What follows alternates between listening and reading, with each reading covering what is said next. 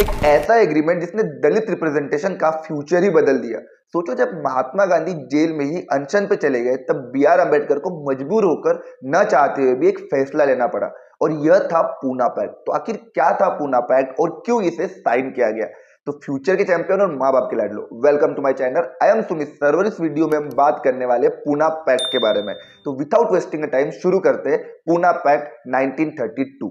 ठीक है, तो पूना पैक्ट जो है वो साइन किया गया था 24 सितंबर 1932 को। अब हमें पता है कि सर जैसे मैंने अभी दो लीडर का नाम बता दिया, बी आर अम्बेडकर और महात्मा गांधी, तो पूना पैक्ट 24 सितंबर 1932 को बी आर अम्बेडकर और महात्मा गांधी के बीच में साइन हुआ था। अब क्योंकि ये पूना की यरवदा जेल में साइन हुआ था, इसलिए इसको पूना पैक्ट भी कहते हैं, यानी पूना समझौता भी कहते हैं।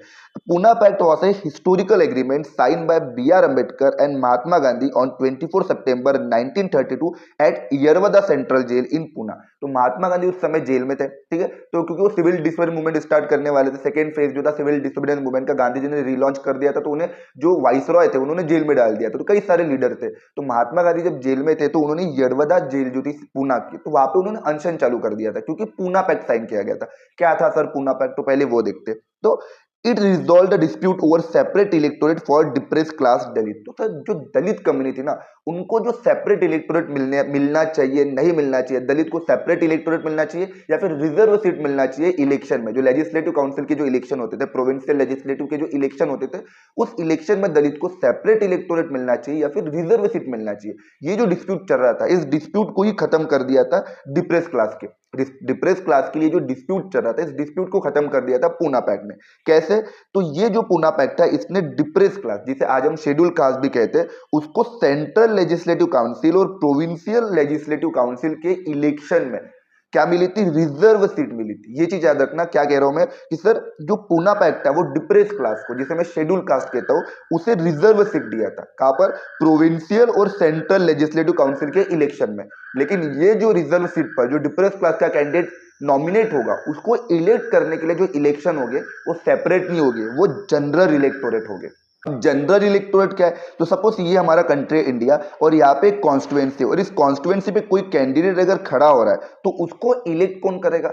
उसको इलेक्ट सभी लोग करेंगे, ठीक है, ये जनरल इलेक्टोरेट कहता है। लेकिन सेपरेट इलेक्टोरेट क्या कहता है कि इस कॉन्स्टिट्यूएंसी में अगर ये जो कॉन्स्टिट्यूएंसी है दलित के लिए रिजर्व है या दलित के लिए यहाँ पे सेपरेट इलेक्टोरेट है, इस कॉन्स्टिट्यूएंसी में से सिर्फ दलित कम्युनिटी के लोग ही वोट करेंगे, और जो कैंडिडेट या इलेक्शन में पार्टिसिपेट करेगा वो भी दलित ही होगा। लेकिन रिजर्व सीट ये कहती है कि कैंडिडेट आपका दलित होगा, लेकिन जो इलेक्शन यहाँ पे होगी वो जनरल इलेक्टोरेट होगी, यानी सभी लोग वोट कर सकते हैं, ठीक है। आगे इसको मैं और अच्छे से समझाऊंगा कि सेपरेट इलेक्टोरेट और जनरल इलेक्टोरेट में क्या डिफरेंस है। तो ये जो पूना पैक्ट है, पूना पैक्ट ने डिप्रेस क्लास को रिजर्व सीट दी, और ये बोला गया कि इस रिजर्व सीट पर जो डिप्रेस क्लास के कैंडिडेट इलेक्ट होगा या जो खड़ा होगा, उसको अगर जो पीपल इलेक्ट करेगा वो सिर्फ दलित नहीं होगे, वो सभी लोग होंगे, जो भी वोट कर सकते एलिजिबल वोटर्स होंगे, सारे एलिजिबल वोटर्स इस दलित कैंडिडेट को वोट करेंगे। सेपरेट इलेक्टोरेट कहता है सिर्फ दलित ही कर सकते हैं, लेकिन जनरल इलेक्टोरेट कहता है कि सभी लोग कर सकते हैं वोट, ठीक है। उसके अलावा इसका एम क्या था? इसका एम ये था कि पॉलिटिकल रिप्रेजेंटेशन मिले। वो कम्युनिटी जो हजारों सालों से डिस्क्रिमिनेट फेस कर रही है, एक्सप्लॉइटेशन को फेस कर रही है, उस कम्युनिटी को भी पॉलिटिकल इंपावर मिले, पॉलिटिकल गवर्नमेंट में या पॉलिटिक्स में वो भी अपने कैंडिडेट को रिप्रेजेंट कर सके, ठीक है। तो दलितों को रिप्रेजेंटेशन दिया पॉलिटिकली, और साथ में ये चीज का भी ध्यान रखा गया कि इंडिया यूनाइटेड रहे, मतलब इंडिया में डिसयूनिटी ना है, ठीक है। तो इंडिया को देखो, सिंपल बात है, अगर एक कंट्री है, कंट्री में एक रिलीजन हिंदू, हिंदू रिलीजन के अंदर एक कास्ट हो गया दलित या डिप्रेस क्लास, उस डिप्रेस क्लास के कैंडिडेट के लिए अगर अलग से इलेक्शन हो रहे हैं और हिंदुओं के लिए अलग से इलेक्शन हो रहे हैं, तो एक ही रिलीजन में दो कम्युनिटी के लिए अलग अलग इलेक्शन हो रहे हैं, तो आप कहीं ना कहीं सोसाइटी को डिवाइड कर रहे हो। तो इसका एक इंटेंशन ये था महात्मा गांधी का पूना पैक्ट साइन करने का, कि इंडिया यूनाइटेड रह सके करके, ठीक है। ये था पूना पैक्ट। पूना पैक्ट क्या था? कि एक ऐसा एग्रीमेंट जो बी आर अम्बेडकर और महात्मा गांधी के बीच में 24 सितंबर को साइन किया गया था। क्यों साइन किया गया था? ताकि हम डिप्रेस क्लास को क्या दे सके? रिप्रेजेंटेशन दे सके, पॉलिटिकल रिप्रेजेंटेशन दे सके। और इसमें जो डिबेट चल रही थी ना, डिप्रेस क्लास को सेपरेट इलेक्टोरेट मिलना चाहिए नहीं मिलना चाहिए, उसको भी खत्म कर दे। और ये बोला गया कि हाँ, लेजिस्लेटिव काउंसिल में उनको रिजर्व सीट मिलेगी, लेकिन जो इलेक्शन होगी वो सेपरेट इलेक्टोरेट नहीं होगी, वो जनरल इलेक्टोरेट होगी। यानी जो रिजर्व सीट पर जो कैंडिडेट इलेक्ट होगा वो दलित होगा, लेकिन उसको वोट करने वाले सिर्फ दलित नहीं होंगे, उसको वोट करने वाले सभी लोग होंगे, ठीक है। अब बैकग्राउंड क्या था सर इसका? क्यों इसकी जरूरत पड़ी? Why was it needed? क्यों पूना पैक्ट साइन किया गया था, और पूना पैक्ट का क्या बैकग्राउंड था? क्यों पूना पैक्ट साइन किया गया था और पूना पैक्ट का क्या बैकग्राउंड था? तो सबसे पहले देखते हैं सर ब्रिटिश की पॉलिसी। तो जो ब्रिटिश प्राइम मिनिस्टर थे ना रैमसे मैकडोनल्ड, उन्होंने एक कम्युनल अवार्ड अनाउंस कर दिया था 16 अगस्त 1932 को, और पूना पैक्ट साइन हुआ था 24 सितंबर 1932 को। तो हम क्या कह रहे हैं कि सर जो ब्रिटिश के जो प्राइम मिनिस्टर थे रैमसे मैकडोनल्ड, उन्होंने कम्युनल अवार्ड अनाउंस कर दिया था। सर कम्युनल अवार्ड क्या होता है? कम्युनल अवार्ड ये था कि जो ब्रिटिश के जो प्राइम मिनिस्टर था उसने बोला इंडिया में जो जो माइनॉरिटीज है उनको सेपरेट इलेक्टोरेट मिलेगा, यानी मुस्लिम जो थी इंडिया की माइनॉरिटीज थी उसको सेपरेट इलेक्टोरेट मिलता था, सिख जो माइनॉरिटीज थी उसको सेपरेट इलेक्टोरेट मिलता था, क्रिश्चियन जो इंडिया में माइनॉरिटीज थी उसको सेपरेट इलेक्टोरेट मिलता था। लेकिन 1932 में कम्युनल अवार्ड के थ्रू डिप्रेस क्लास को भी माइनॉरिटी कंसिडर कर दिया गया और उन्हें भी सेपरेट इलेक्टोरेट दे दिया गया था। ठीक है, तो कम्युनल अवार्ड एक अनाउंसमेंट था ब्रिटिश प्राइम मिनिस्टर का। ठीक है, रैमसे मैकडोनल्ड का। क्वेश्चन आएगा कि सर कम्युनल अवार्ड किस प्राइम मिनिस्टर ने अनाउंस किया था? तो ब्रिटिश के प्राइम मिनिस्टर थे, नाम उनका था रैमसे मैकडोनल्ड, उन्होंने कम्युनल अवार्ड जो है अनाउंस किया था। अब इसके तहत क्या था, कम्युनल अवार्ड का जो प्रोविजन था वो ये कहता था कि जो इंडियन माइनॉरिटीज है, अब इंडियन माइनॉरिटीज मतलब सिख, मुस्लिम, क्रिश्चियन, इनको क्या देंगे हम? सेपरेट इलेक्टोरेट देंगे। और माइनॉरिटीज में इन्होंने डिप्रेस क्लास को भी इंक्लूड कर दिया था। तो यानी इंडिया में पहले मुस्लिम को सेपरेट इलेक्टोरेट मिला है, उसके अलावा सिख को मिल चुका था, क्रिश्चियन को मिल चुका था क्योंकि माइनॉरिटीज में, उसके अलावा माइनॉरिटीज में एक और कम्युनिटी को जोड़ा गया, डिप्रेस क्लास को, और इन्हें भी ये बोला गया कि हम इन्हें क्या देंगे? सेपरेट इलेक्टोरेट देंगे। ठीक है, जब गांधी जी को ये बात पता चली तो गांधी जी ने इस पर ऑब्जेक्शन उठाया, क्योंकि गांधी जी बिलीव करते थे कि सेपरेट इलेक्टोरेट जो है ना वो इंडियन सोसाइटी को डिवाइड कर देगा। सेपरेट इलेक्टोरेट क्या कर देगा? इंडियन सोसाइटी को, जो हिंदू सोसाइटी है उसको डिवाइड कर देगा। यानी एक आप इलेक्शन करवा रहे हो हिंदू कम्युनिटी के लिए और एक हो रहे आपके दलित कम्युनिटी के लिए। तो गांधी जी का ये ऑब्जेक्शन था कि गांधी ये बिलीव करते थे कि जो सेपरेट इलेक्टोरेट का कॉन्सेप्ट है वो क्या कर देगा? इंडियन सोसाइटी को डिवाइड कर देगा। ठीक है, तो अगर मैं बैकग्राउंड पूछूं तो बैकग्राउंड पहले ये था कि sir communal award Ramsay McDonald ने अनाउंस किया था, दूसरा कम्युनल अवार्ड जो था उसमें डिप्रेस क्लास को सेपरेट इलेक्टोरेट मिला, तीसरा गांधी जी ने ऑब्जेक्शन उठाया कि अगर सेपरेट इलेक्टोरेट मिल गया तो इंडियन सोसाइटी डिवाइड हो जाएगी।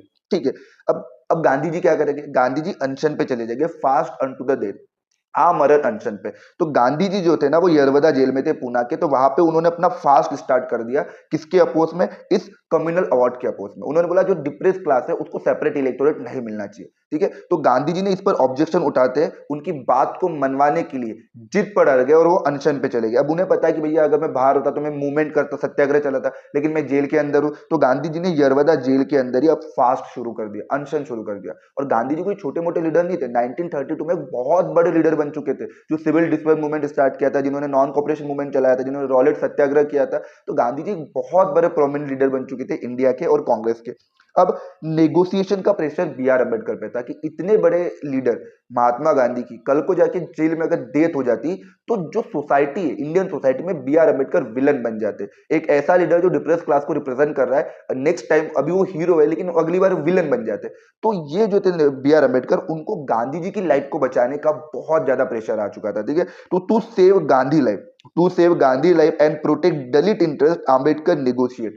तो बी आर अम्बेडकर की इंटेंशन तो नहीं था, वो कई बार गांधी जी से रिक्वेस्ट भी की कि भैया आप जो है ना दलित क्लास के साथ नाइंसाफी कर रहे हो या आप जाति कर रहे हो, ऐसा नहीं करना चाहिए। आप तो एक तरीके से ब्लैकमेल पे उतर आ गए, तो आप तो ब्लैकमेल कर रहे हो कि भैया अगर आप मेरी बात नहीं मानोगे तो मैं अनशन पे चला जाऊंगा। तो बी आर अम्बेडकर नहीं चाहते थे, क्योंकि वो दलित की इंटरेस्ट को रिप्रेजेंट कर रहे थे, दलित कम्युनिटी को रिप्रेजेंट कर रहे थे कि वो कम्युनिटी जो 5000 सालों से एक्सप्लॉइट हो रही है, कई सालों से वो डिस्क्रिमिनेट हो रही है, और आज उनको अगर रिप्रेजेंटेशन मिल रहा है, उनको अगर बेनिफिट मिल रहा है, उनकी कम्युनिटी को पॉलिटिकल इंपावरमेंट मिल रहा है, तो क्या प्रॉब्लम हो रही है? तो फिर भी गांधी जी ने अपनी बात नहीं मानी, उनकी बात नहीं मानी, और गांधी जी कह रहे थे कि नहीं, सोसाइटी को यूनाइटेड रखना है तो ये सेपरेट इलेक्टोरेट के कॉन्सेप्ट को हटाओ। ठीक है, तो उनको भी प्रेशर आ रहा था, किसके ऊपर? बी आर अम्बेडकर के ऊपर। तो नेगोशिएशन का प्रेशर था, तो गांधी जी की लाइफ को बचाना था, टू सेव गांधी लाइफ। तो गांधी जी की लाइफ को बचाने के लिए और दलित के इंटरेस्ट को प्रोटेक्ट करने के लिए आम्बेडकर नेगोशिएट करने के लिए तैयार हो गए। और बी आर अम्बेडकर और महात्मा गांधी के बीच में अब ये जो एग्रीमेंट साइन हुआ, इसी को हमने नाम दिया पूना पैक्ट।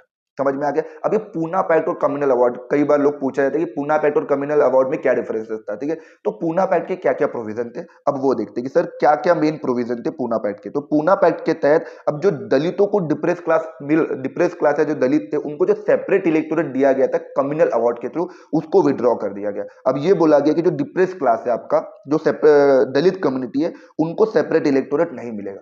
कम्युनल अवार्ड जो दिया गया था रामसे मैकडोनल्ड ने, उसने दलितों को सेपरेट इलेक्टोरेट दिया था, लेकिन पूना पैक्ट के साइन करते ही ये बोला गया कि अब दलित कम्युनिटी जो डिप्रेस क्लास है उसको सेपरेट इलेक्टोरेट नहीं मिलेगा। दूसरी चीज, जो रिजर्व सीट थी ना, रिजर्व अभी ज्वाइन इलेक्टोरेट में बताया, जनरल इलेक्टोरेट, ज्वाइन इलेक्टोरेट। ठीक है, तो 148 seat reserve for the depress class in provincial legislative election. पहले क्या था, जो कम्युनल अवार्ड मिला था, तो कम्युनल अवार्ड में जो डिप्रेस क्लास थे उनको 71 सीट दी गई थी।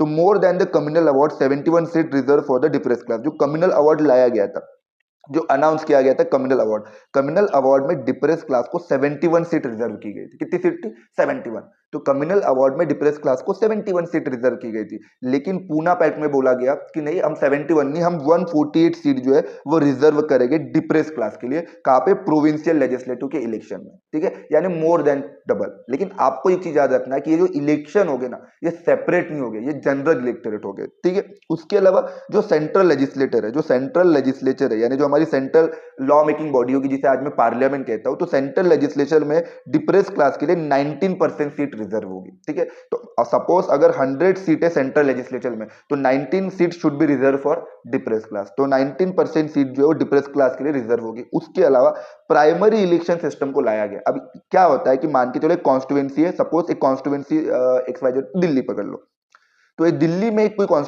लखनऊ एक कॉन्स्टिट्यूएंसी है, ठीक है।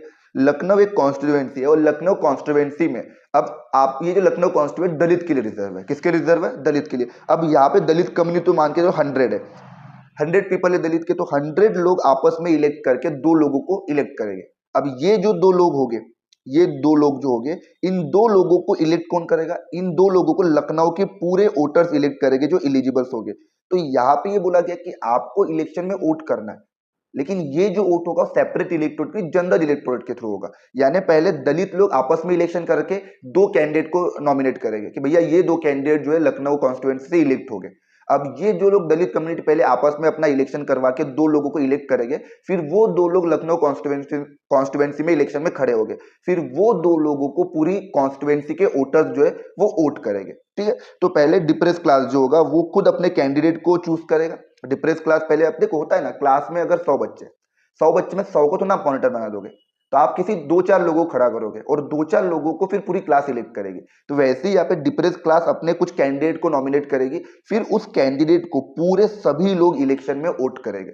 सेपरेट इलेक्टोरेट क्या कहता है? सेपरेट इलेक्टोरेट ये कहता है कि किसी कॉन्स्टिट्यूएंसी में दलित को अगर सेपरेट इलेक्टोरेट मिला है तो दलित ही वहां पे इलेक्ट होगा और वोट भी उसको सिर्फ दलित ही करेंगे, ठीक है। और अगर कोई कॉन्स्टिट्यूएंसी में मुस्लिम को सेपरेट इलेक्टोरेट मिलता है तो कैंडिडेट भी आपका मुस्लिम ही होगा, और उसको वोट भी कौन करेगा? सिर्फ मुस्लिम वोटर्स ही वोट करेंगे, बाकी कोई नहीं करेगा। लेकिन जनरल इलेक्टोरेट क्या कहता है कि अगर कोई सीट रिजर्व है दलित के लिए तो दलित ही वहां से कैंडिडेट खड़ा होगा।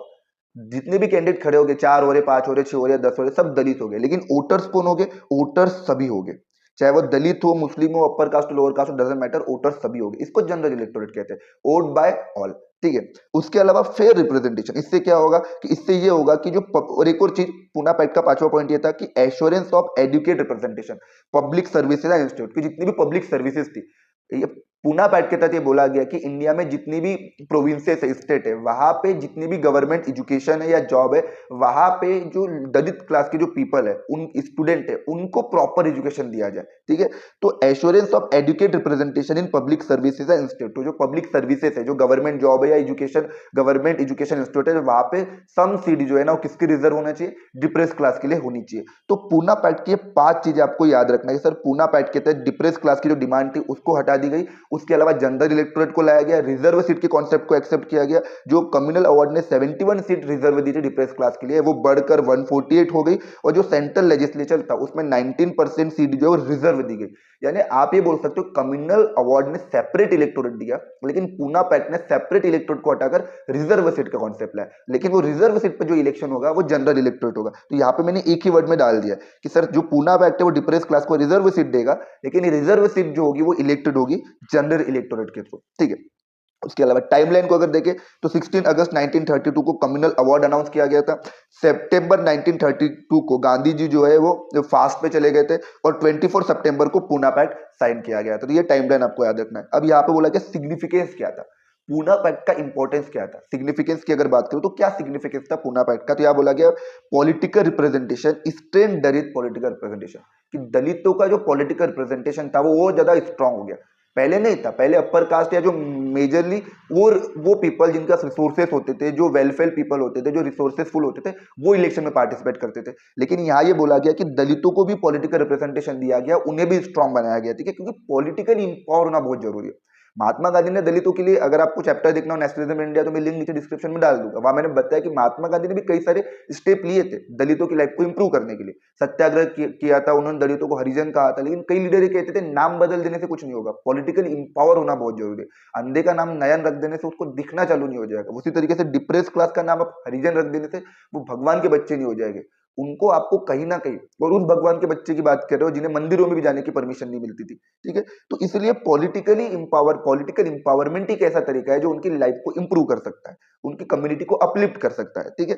तो पॉलिटिकल रिप्रेजेंटेशन दिया गया दलितों को, ठीक है। उसके अलावा सेपरेट इलेक्टोरेट के कॉन्सेप्ट को अवॉइड किया गया और यूनिटी को प्रमोट किया गया, ठीक है। उसके अलावा अंबेडकर का रोल जो था वो एक अंबेडकर जो है वो एक मास लीडर के रूप में हाईलाइट हुए, एज ए दलित एक मास लीडर के रूप में हाईलाइट हुए, कि दलित लीडर के रूप में अंबेडकर हाईलाइट हुए। उसके अलावा future reservation policy in India, और इसी पूना पैक्ट के इन्फ्लुएंस में इंडिया में फ्यूचर में रिजर्वेशन पॉलिसी लाई गई, ठीक है, एजुकेशन इंस्टीट्यूट में और आपके गवर्नमेंट जॉब इंस्टीट्यूट में, और जो पार्लियामेंट के जो इलेक्शन होते हैं उसमें भी सम सीट जो है वो रिजर्व है, ठीक है। उसके अलावा mark a major movement in constitutional development, तो यही पूना पैक्ट बाद में कॉन्स्टिट्यूशनल डेवलपमेंट में एक इंपॉर्टेंट रोल प्ले करेगा। तो आई होप आपको ये सारा टॉपिक समझ में आएगा, क्या पूना पैक्ट था, उसके क्या सिग्निफिकेंस थे, क्या उसके मेन प्रोविजन थे, और पूना पैक्ट का क्या बैकग्राउंड था। तो ऐसे ही इंटरेस्टिंग वीडियो देखने के लिए और ऐसे इंफॉर्मेटिव वीडियो देखने के लिए सब्सक्राइब करें हमारे चैनल को। और वीडियो को अगर इन्फॉर्मेशन अगर आपको अच्छी लगी हो, नोट्स अगर आपको अच्छे लगे हो, तो आप अपने उस दोस्त को भी भेज सकते हो जो क्लास 10th का स्टूडेंट हो या वो किसी भी कॉम्पिटिटिव एग्जाम